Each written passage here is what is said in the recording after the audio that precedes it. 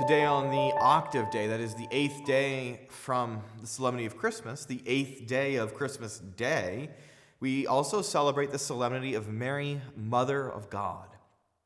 And the story that we hear in the Gospel is that the shepherds make haste to go to Bethlehem, and in Bethlehem they find Mary and Joseph bent down and adoring their own son, their infant lying there in the manger.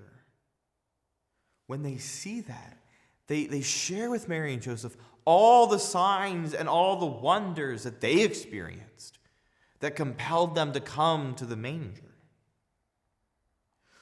Mary listens to the shepherds, and she takes all these things and reflects on them in her heart.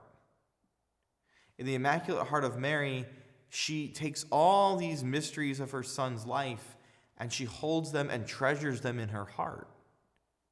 For us, this is the model of what it is to become men and women of meditation. This is what it is to become men and women steeped in Scripture. This is what it is for us men and women to really become the disciples of the Lord.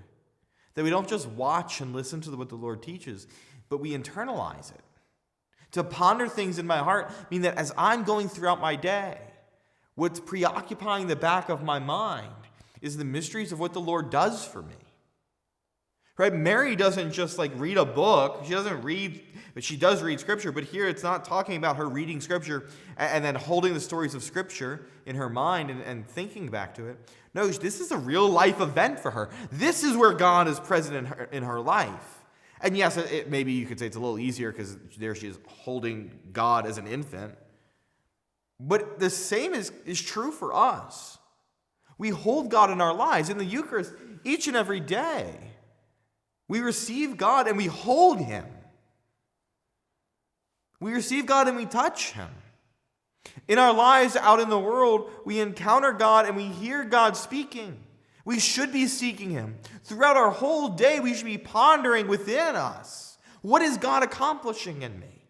What is God trying to accomplish in the world? Or better yet, the best question, what is God asking of me?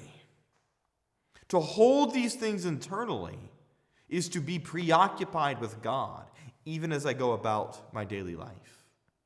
Be like Mary and develop that life of interiority where we hold on more perfectly to the events and the presence of God in our own world.